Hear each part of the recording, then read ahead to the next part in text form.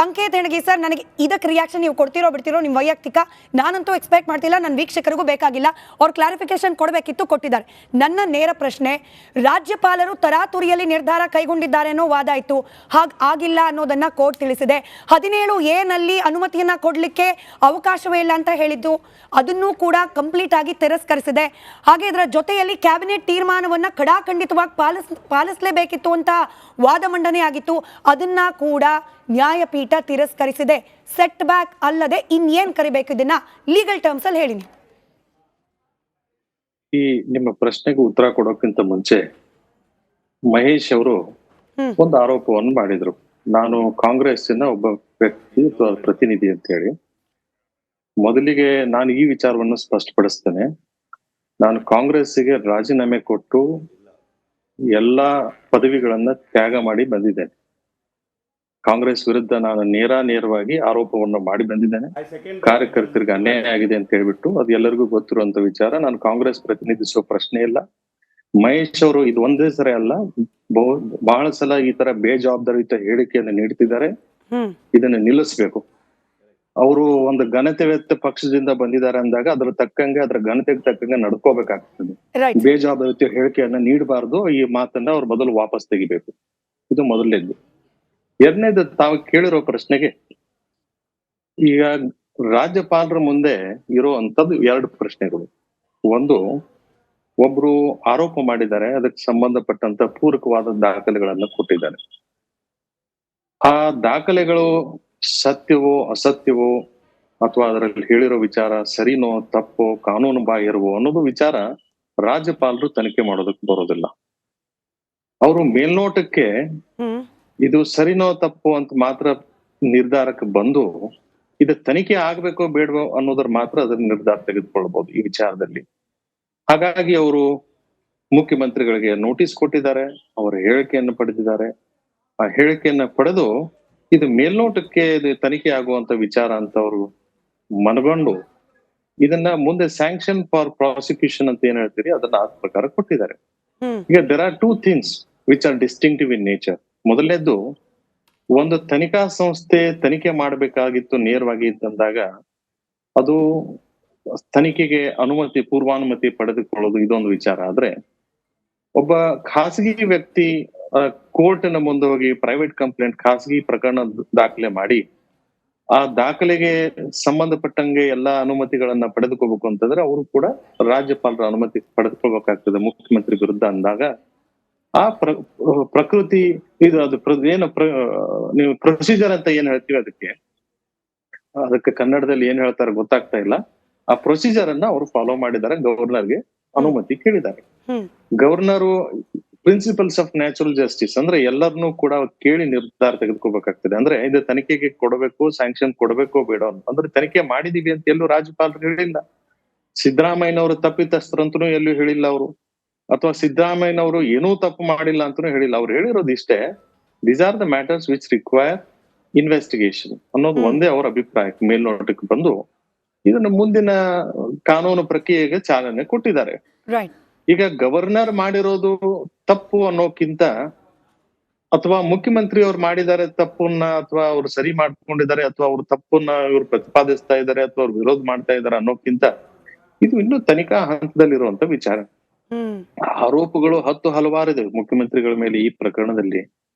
ಆದ್ರೆ ತನಿಖೆ ಆದ ನಂತರ ಮುಖ್ಯಮಂತ್ರಿಗಳದ್ದು ಪಾತ್ರ ಏನಿದೆ ಅಂದ್ರೆ ಇವ್ರು ನೇರವಾಗಿ ಸಿಗ್ನೇಚರ್ ಮಾಡಿರ್ಲಿಕ್ಕಿಲ್ಲ ಅಥವಾ ಭಾಗವಹಿಸಿರ್ಲಿಕ್ಕಿಲ್ಲ, ಅವಾಗ ಮುಖ್ಯಮಂತ್ರಿ ಆಗಿರ್ಲಿಕ್ಕಿಲ್ಲ ಅಂದ್ರೂ ಕೂಡ ಅಂಡ್ಯೂ ಇನ್ಫ್ಲೂಯೆನ್ಸ್ ಅನ್ನೋದು ಏನಿರ್ತದೆ ಅಂದ್ರೆ ಏನಾದ್ರೂ ಇನ್ಫ್ಲೂಯೆನ್ಸ್ ಮಾಡಿದಾರ, ಎಲ್ಲರಿಗಿಂತ ವಿಭಿನ್ನವಾಗಿ ಈ ಕೇಸ್ ನಲ್ಲಿ ಏನಾದ್ರು ನಡೆದಿದೆಯಾ, ಮತ್ತೆ ಬೇರೆ ಪ್ರಕರಣಗಳಿಗೆ ಇದಕ್ಕೆ ಏನು ವ್ಯತ್ಯಾಸ ಇದೆ ಅಂತ ಏನಾದ್ರು ವ್ಯತ್ಯಾಸ ಇತ್ತು ಅಂದ್ರೆ ತರಾತುರಿಯಲ್ಲಾಗಿತ್ತು ಅಂತಂದ್ರೆ ಇದರಲ್ಲಿ ಅಂಡ್ಯೂ ಇನ್ಫ್ಲೂಯೆನ್ಸ್ ಮಾಡಿರಬಹುದು ಅನ್ನೋದನ್ನ ತನಿಖೆಯಲ್ಲಿ ಮಾಹಿತಿ ತೆಗೆದುಬೇಕಾಗಿರುವಂತ ವಿಚಾರ.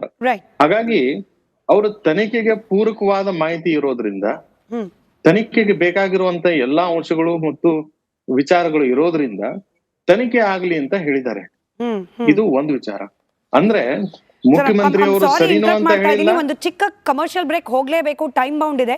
ಇದಾದ್ಮೇಲೆ ನಿಮ್ಮ ಉತ್ತರವನ್ನ ಕಂಟಿನ್ಯೂ ಮಾಡೋಣ. ಹಾಗೆ ಹಿಂದೆ BSY ಅವರ ವಿಚಾರಕ್ಕೆ ಸಂಬಂಧಪಟ್ಟಂತೆ ಸಿದ್ದರಾಮಯ್ಯನವರು ಕೊಟ್ಟ ಒಂದು ಹೇಳಿಕೆ ಇದೆ.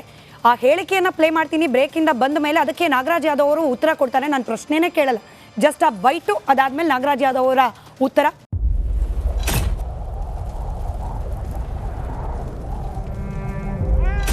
They destroyed our house and our life.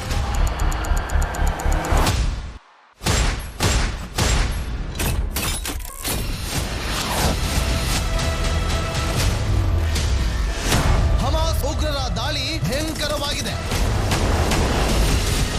ಯಾವ ಮಾಧ್ಯಮವೂ ಇಲ್ಲಿಗೆ ಬರಲು ಧೈರ್ಯ ಮಾಡ್ತಾ ಇಲ್ಲ. ಇಂಥ ಜಾಗಕ್ಕೆ ಎಂಟ್ರಿ ಕೊಟ್ಟಿದೆ ರಿಪಬ್ಲಿಕ್ ಕನ್ನಡ. ಯುದ್ಧ ಭೂಮಿಯಿಂದ ರಿಪಬ್ಲಿಕ್ ಕನ್ನಡ ನೈಜ ವರದಿ. ಬುಲೆಟ್ ಸಾಗಿರುವಂತಹ ದೃಶ್ಯಾವಳಿಯನ್ನ ನಿಮ್ಗೆ ತೋರಿಸ್ತಾ ಇದೀನಿ. ನಾನು ನಿಂತಿರುವಂತದ್ದು ಗಾಜಾ ಪಟ್ಟಿಯಲ್ಲಿ. ಹಮಾಸ್ ಬಂಡುಕೋರರು ಹಿಡಿದಿದ್ದ ವೆಪನ್ಗಳಿದು. ಇದು RPG-29 ಲಾಂಚರ್. ಛಿದ್ರಗೊಂಡಿರುವ ಕಟ್ಟಡಗಳು. ಈ ಮನೆಯಲ್ಲಿದ್ದಂತಹ ಬಾಡಿಗಳನ್ನ ಸುಟ್ಟು ಕರಕಲಾಗಿದೆ. 6,000 ಸಾವಿನ ಗಡಿ ದಾಟಿದೆ, ನರಕವನ್ನಾಗಿ ಮಾಡಿಬಿಟ್ಟಿದ್ದಾರೆ. 31 ದಿನಗಳಿಂದ ಯುದ್ಧ ಭೂಮಿಯಲ್ಲಿ ನಿಂತು ರಿಪಬ್ಲಿಕ್ ಕನ್ನಡ ವರದಿ ಮಾಡ್ತಾ ಇದೆ. That powerful people come from powerful places. 1 ವರ್ಷದ ನಿರ್ಭೀತ ಪತ್ರಿಕೋದ್ಯಮ ರಿಪಬ್ಲಿಕ್ ಕನ್ನಡ, ಇದು ನಿಮ್ಮ ಧ್ವನಿ.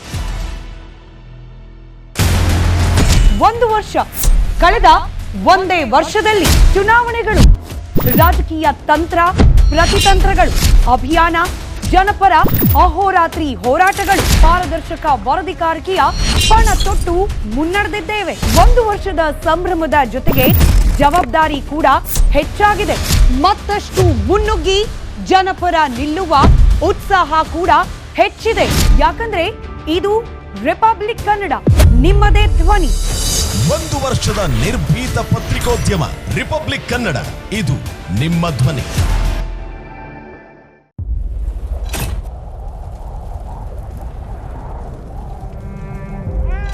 They destroyed our house and our life.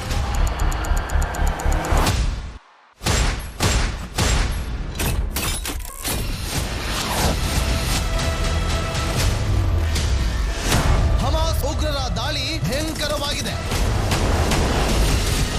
ಯಾವ ಮಾಧ್ಯಮವೂ ಇಲ್ಲಿಗೆ ಬರಲು ಧೈರ್ಯ ಮಾಡ್ತಾ ಇಲ್ಲ. ಇಂಥ ಜಾಗಕ್ಕೆ ಎಂಟ್ರಿ ಕೊಟ್ಟಿದೆ ರಿಪಬ್ಲಿಕ್ ಕನ್ನಡ. ಯುದ್ಧ ಭೂಮಿಯಿಂದ ರಿಪಬ್ಲಿಕ್ ಕನ್ನಡ ನೈಜ ವರದಿ. ಬುಲೆಟ್ ಸಾಗಿರುವಂತಹ ದೃಶ್ಯಾವಳಿಯನ್ನ ನಿಮ್ಗೆ ತೋರಿಸ್ತಾ ಇದೀನಿ. ನಾನು ನಿಂತಿರುವಂತದ್ದು ಗಾಜಾ ಪಟ್ಟಿಯಲ್ಲಿ. ಹಮಾಸ್ ಬಂಡುಕೋರರು ಹಿಡಿದಿದ್ದ ವೆಪನ್ಗಳಿದು. ಇದು RPG-29 ಲಾಂಚರ್. ಛಿದ್ರಗೊಂಡಿರುವ ಕಟ್ಟಡಗಳು. ಈ ಮನೆಯಲ್ಲಿದ್ದಂತಹ ಬಾಡಿಗಳನ್ನ ಸುಟ್ಟು ಕರಕಲಾಗಿದೆ. 6,000 ಸಾವಿನ ಗಡಿ ದಾಟಿದೆ, ನರಕವನ್ನಾಗಿ ಮಾಡಿಬಿಟ್ಟಿದ್ದಾರೆ. 31 ದಿನಗಳಿಂದ ಯುದ್ಧ ಭೂಮಿಯಲ್ಲಿ ನಿಂತು ರಿಪಬ್ಲಿಕ್ ಕನ್ನಡ ವರದಿ ಮಾಡ್ತಾ ಇದೆ. That powerful people come from powerful places. 1 ವರ್ಷದ ನಿರ್ಭೀತ ಪತ್ರಿಕೋದ್ಯಮ ರಿಪಬ್ಲಿಕ್ ಕನ್ನಡ, ಇದು ನಿಮ್ಮ ಧ್ವನಿ.